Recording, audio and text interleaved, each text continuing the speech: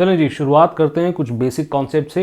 Not for profit organisation एक बहुत ही important chapter है। क्यों? क्योंकि यहाँ पर 10 मार्क का वेटेज है और इतने आसान है इसके कॉन्सेप्ट। अगर आपने एक बार समझ लिए और क्वेश्चंस सॉल्व करना आपने शुरू कर दिया तो ये 10 मार्क बिल्कुल लड्डू की तरह आपके हाथ में आ जाएंगे।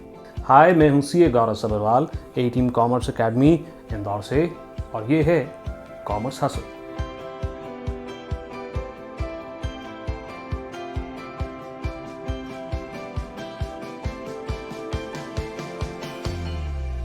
अब आप नोटिस करोगे तो आपको एक नोट्स का सेक्शन साइड में दिख रहा है। जो भी चीज़ मैं डिस्कस करूंगा उससे रिलेटेड नोट्स आपको यहाँ दिख जाया करेंगे। आप कभी भी वीडियो को पॉज करके इन नोट्स को अपने कॉपी के अंदर लिख सकते हैं। इनफैक्ट मैं रेकमेंड करूंगा कि आप कॉपी और पेन लेकर ही इस वीडियो को देखने के लिए बैठें। और अगर इस सीरीज़ की आने वाली वीडियोज़ को आप मिस नहीं करना चाहते तो सब्सक्राइब बटन क्लिक कर दें, बेल आइकन भी दबा दें और साथ ही साथ में ऑल नोटिफिकेशंस भी ऑन कर लें। तो शुरुआत करते हैं कुछ बेसिक कॉन्सेप्ट से। समझे तो सही सर, ये नॉट फॉर प्रॉफिट ऑर्गेनाइजेशन है क्या? तो पहली बार ये वर्ड आपको बिजनेस स्टडीज़ क्लास 11th के अंदर आया था, जहाँ पर आपने ये पढ़ा था कि sir not for profit organisations वो ऑर्गेनाइजेशंस होते हैं जिनका प्रॉफिट कमाने का मोटिव नहीं होता है, जिनका सर्विस प्रोवाइड करना मेन मोटिव होता है। या तो वो services free of charge distribute करते हैं या तो वो उन सर्विसेज को बहुत ही नॉमिनल रेट्स पे लोगों के अंदर डिस्ट्रीब्यूट करते हैं। फ्री ऑफ चार्ज के एग्जांपल हम ले सकते हैं, जैसे चैरिटेबल ट्रस्ट होते हैं, जो चैरिटेबल हॉस्पिटल्स जहाँ पर फ्री इलाज होता है, या फिर चैरिटेबल डिस्पेंसरीज जहाँ पर फ्री में दवाइयाँ मिलती हैं, या फिर सोशल क्लब्स का एग्जांपल ले सकते हैं जहाँ पर बहुत ही नॉमिनल रेट्स पे सर्विसेज मिलती हैं, जहाँ पर एक व्यक्ति को सर्विसेज अवेल करने के लिए मेंबरशिप लेनी होती है। अगली बात जो बिजनेस स्टडीज में आप ऑलरेडी पढ़ चुके हैं कि यहाँ पर फॉर्म ऑफ बिजनेस या तो चैरिटेबल ट्रस्ट होगा या तो कोई कोऑपरेटिव सोसाइटी होगी। यहाँ पर प्रॉफिट की बजाय सरप्लस होगा, यानी कि जो हमारे पास डोनेशन आया, क्योंकि यहाँ कोई बिजनेस एक्टिविटी तो है नहीं, ये बिजनेस डोनेशन या मेंबरशिप फीस वगैरह से चलता है। तो अगर हमारे पास डोनेशंस खर्चों से ज़्यादा है तो हमारे पास एक सरप्लस निकल करके आ जाता है, जो वापस मेंबर्स में बांटा नहीं जाता, जो कैपिटल फंड के अंदर ऐड कर लिया जाता है।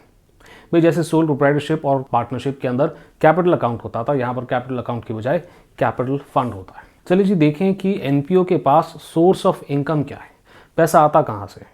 नॉर्मल बिजनेसेस के अंदर अगर हम देखते हैं तो वो कोई प्रोडक्ट मैन्युफैक्चर करके उसे बेचते हैं, तब उनके पास पैसा आता है, यानी कि सेल्स। मगर नॉट फॉर प्रॉफिट ऑर्गेनाइजेशंस के अंदर कोई बिजनेस एक्टिविटी तो चल नहीं रही, हम कोई माल नहीं बेच रहे, हम कोई सर्विस भी सेल नहीं कर रहे, तो यहाँ पर पैसे आने का सोर्स डोनेशन हो जाता है। अब ये डोनेशन एक स्पेसिफिक कारण के लिए दी जा सकती है या जनरल डोनेशन भी हो सकती है, मगर इसके बारे में डिटेल में आगे जाकर हम चर्चा करेंगे। साथ ही साथ में अगर कोई क्लब वगैरह है तो वहाँ पे सब्सक्रिप्शंस के नाम पर मेंबर्स से पैसे लिए जा सकते हैं हर साल, या फिर गवर्नमेंट ग्रांट वगैरह प्रोवाइड कर सकती है नॉट फॉर प्रॉफिट ऑर्गेनाइजेशंस को।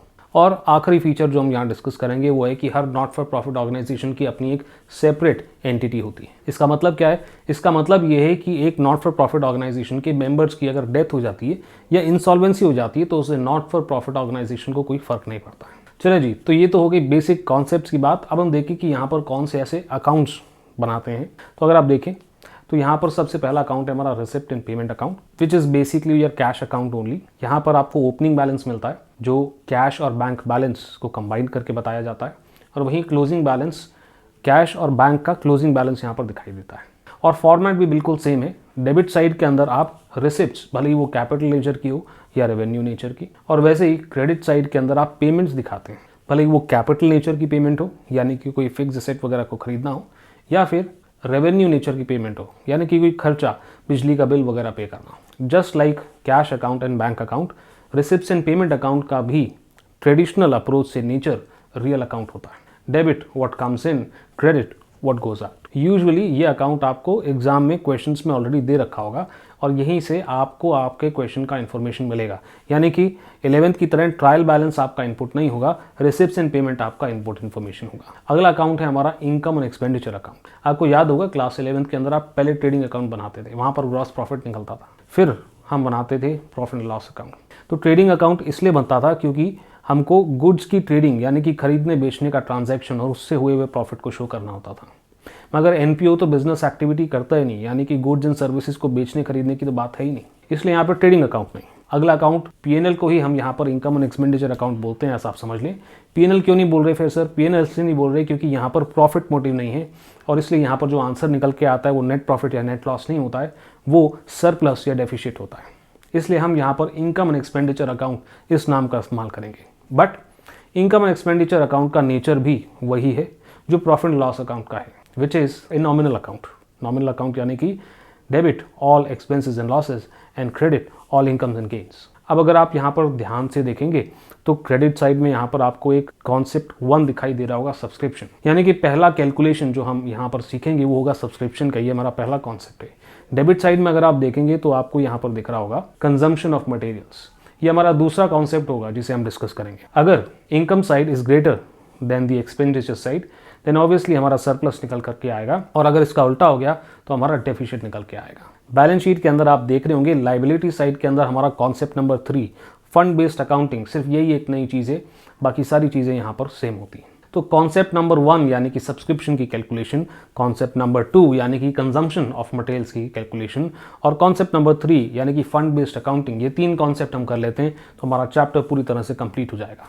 मगर कुछ स्पेशल आइटम्स हैं जो अभी तक जब आप फाइनल अकाउंट्स बना रहे थे सोल प्रोप्राइटर के 11th में या फिर कंपनी के फाइनल अकाउंट्स आप बना रहे थे, आपने अभी तक ये कुछ स्पेशल आइटम्स हैं जो सिर्फ और सिर्फ आपको एनपीओ के अकाउंट्स में ही देखने के लिए मिलते हैं। पहले वो डिस्कस कर लेते हैं और साथ ही साथ में उनकी अकाउंटिंग ट्रीटमेंट भी देख लेते हैं। इसका एक कारण है कि जो आपको 1 मार्क के क्वेश्चंस होते हैं इसके अंदर आपको बहुत मदद मिल जाएगी। चलें, तो सबसे पहला आइटम है हमारा सब्सक्रिप्शन। हमने अभी भी डिस्कस किया कि सब्सक्रिप्शन एक मेन सोर्स ऑफ इनकम होता है किसी भी एनपीओ का, और ये सब्सक्रिप्शन हर साल हर मेंबर को एक फिक्स्ड अमाउंट देना होता है। इस अमाउंट को इनकम एंड एक्सपेंडिचर के क्रेडिट साइड में यानी कि इनकम साइड के अंदर हम नोट करते हैं। इसके अंदर कुछ और कैलकुलेशंस वगैरह भी होती हैं, बट वो हम आने वाली वीडियोस में देखेंगे। अगला हमारा आइटम होता है लाइफ मेंबरशिप फीस। ये सब्सक्रिप्शन जैसे ही है, मगर यहाँ पर मेंबर ये अपनी पूरी लाइफ में एक बार देता है, और क्योंकि एक नॉन रिकरिंग आइटम है, ये रिसिप्ट्स एंड पेमेंट के रिसिप्ट साइड में तो दिखाई देता ही है। इसकी अकाउंटिंग ट्रीटमेंट के लिए बैलेंस शीट के अंदर कैपिटल फंड, कैपिटल की बजाय जो कैपिटल फंड हम ओपन करते हैं ना, कैपिटल फंड में ऐड कर दिया जाएगा। आगे जाकर जब हम क्वेश्चन देखेंगे तो इस चीज़ को आप प्रैक्टिकल भी सीखोगे। अगला हमारा कॉन्सेप्ट है एंडाउमेंट फंड, जो आप पहली बार यहाँ देख रहे हैं। एंडाउमेंट फंड के अंदर एक फंड क्रिएट किया जाता है, यानी कि कहीं पर एक पैसा वगैरह जमा किया जाता है जिसकी इंटरेस्ट इनकम का इस्तेमाल ये एनपीओ कर सकता है। नॉन रिकरिंग आइटम होने की वजह से ये भी एक कैपिटल रिसिप्ट माना जाता है, और इसे भी बैलेंस शीट के अंदर एक separate item as liability show किया जाता है। अगली हम बात करते हैं एंट्रेंस की एडमिशन फीस की। सुनने में ये लगता तो है कि sir subscription, admission fees, membership fees, क्या अंतर है? तो एंट्रेंस फीस और एडमिशन फीस की अगर हम बात करें तो कोई भी व्यक्ति जब पहली बार किसी एनपीओ के अंदर एंट्री लेता है तो उसे ये एंट्रेंस और एडमिशन फीस देना होता है, और उसके बाद हर साल उसे रेगुलरली सब्सक्रिप्शन फीस देना होता है। यानी कि एडमिशन फीस और एंट्रेंस फीस उसे सिर्फ लाइफ में एक ही बार देना होता है, और उसके बाद हर साल सब्सक्रिप्शन फीस देनी होती है। अब यहाँ पर 2 स्कूल ऑफ थॉट है। कुछ लोग तो बोलते हैं कि ये एक रेवेन्यू नेचर की रिसिप्ट है और इसलिए इसे इनकम एंड एक्सपेंडिचर अकाउंट के अंदर इनकम साइड यानी कि क्रेडिट साइड पे नोट कर देना चाहिए। वहीं पे कुछ लोग बोलते हैं कि सर इसे कैपिटलाइज करना चाहिए। क्यों? क्योंकि ये नॉन रिकरिंग आइटम है, क्योंकि व्यक्ति जब पहली बार मेंबर बनता है सिर्फ तभी ये फीस देता है, उसके बाद अपनी पूरी जिंदगी में कभी भी वो ये फीस दोबारा नहीं देता, और नॉन रिकरिंग होने की वजह से इसे हमें कैपिटलाइज करना चाहिए और ऐड कर देना चाहिए कैपिटल फंड के अंदर। तो सर इसमें से कौन सा स्कूल ऑफ थॉट हमको फॉलो करना है? देखिए, अगर क्वेश्चन के अंदर आपको कुछ भी नहीं दे के रखा है कि इस आइटम का ट्रीटमेंट क्या होना चाहिए, तो इसे आप रेवेन्यू नेचर का रिसिप्ट मानेंगे और इनकम एंड एक्सपेंडिचर के अंदर इनकम साइड यानी कि क्रेडिट साइड पे नोट कर देंगे। और अगर सवाल के अंदर आपको दे के रखा हुआ है कि इसे कैपिटल नेचर का ट्रीट करना है, तो आप बड़ी सिंपली इसे बैलेंस शीट के लाइबिलिटी साइड में कैपिटल फंड के अंदर ऐड कर दें।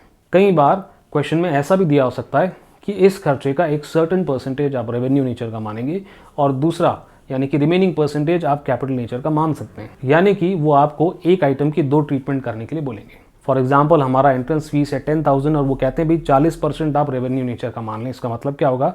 4,000 इनकम एक्सपेंडिचर में डाल दें, और रिमेनिंग वो कहते हैं कैपिटल नेचर मान लें। इसका मतलब 6,000 आप कैपिटल नेचर का मानकर कैपिटल फंड के अंदर ऐड कर दें। अगला हमारा आइटम है डोनेशन। डोनेशन 2 तरह की होती है, एक तो है जनरल डोनेशन। अगर डोनेशन या जनरल डोनेशन करके रिसिप्ट्स एंड पेमेंट के रिसिप्ट साइड पे आपको एक आइटम देकर रखा हुआ है, तो बिना सोचे समझे आपको उसे इनकम एंड एक्सपेंडिचर की इनकम साइड के अंदर लिख देना है। बट अगर इसके अलावा डोनेशन के साथ साथ कुछ और लिखा हुआ है, जैसे कि मैच फंड डोनेशन या बिल्डिंग डोनेशन या डोनेशन फॉर टूर्नामेंट या इसी तरह का कोई और नाम डोनेशन के साथ जोड़ करके आपको देकर रखा है, या डोनेशन की बजाय वो कई बार फंड वर्ड का इस्तेमाल भी करते हैं, तो इस केस के अंदर ये फंड जो है आपका, ये जाता है आपका बैलेंस शीट के अंदर एक सेपरेट आइटम की तरह। मगर इसके बारे में आगे आने वाली वीडियोस के अंदर डिटेल में डिस्कस करेंगे, क्योंकि ये हमारा concept number 3 fund based accounting के अंदर कवर होगा। हमारा अगला आइटम है लेगेसी। लेगेसी का मतलब होता है कि सर किसी के विल के अकॉर्डिंगली, यानी कि कोई व्यक्ति जिसकी मृत्यु हो चुकी है, जिसकी डेथ हो चुकी है, उसके विल के अकॉर्डिंगली एनपीओ को उसकी प्रॉपर्टी का कुछ हिस्सा या उसके बैंक अकाउंट का कुछ पैसा मिल रहा है, तो इसे हम लेगेसी कहते हैं। इसका मतलब क्या है, जो व्यक्ति अगर जिंदा है और वो पैसे दे रहा है तो उसे कहेंगे डोनेशन, और जो व्यक्ति की डेथ हो चुकी है और उसके विल के अकॉर्डिंगली हमें पैसा मिल रहा है तो वो लेगेसी। लेगेसी एक नॉन रेकरिंग आइटम है और इस वजह से इसे भी कैपिटल नेचर का रिसिप्ट माना जाता है और बैलेंस शीट के अंदर एक सेपरेट आइटम की तरह शो किया जाता है। और आखिरी आइटम जो एनपीओ के लिए बिल्कुल डिफरेंट है, इसे हम कहते हैं ऑनरेरियम। ऑनरेरियम बड़ा ही सिंपल सा चीज़ है, जब भी आप किसी बाहर के व्यक्ति को, यानी कि जो एनपीओ का एम्प्लॉय नहीं है, उसे पैसा देते हैं कोई सर्विस वगैरह एनपीओ को प्रोवाइड करने के लिए, तो उसे हम ऑनरेरियम कहते हैं। और उसका मीनिंग सुनते से ही तो आप समझ गए होंगे कि सर ये तो नॉर्मल खर्चे की तरह, बिल्कुल सही, ये नॉर्मल खर्चे की तरह है और इनकम एंड एक्सपेंडिचर की डेबिट साइड यानी कि एक्सपेंडिचर साइड पे आपको इसे नोट करना चाहिए। एंड दैट्स इट, हमारी बेसिक्स की वीडियो यहीं खत्म होती है। आगे आने वाली वीडियो के अंदर हम सब्सक्रिप्शन के कॉन्सेप्ट को डिटेल में डिस्कस करेंगे क्वेश्चन सॉल्विंग के साथ। आई होप आपको इस वीडियो से थोड़ी मदद मिली होगी।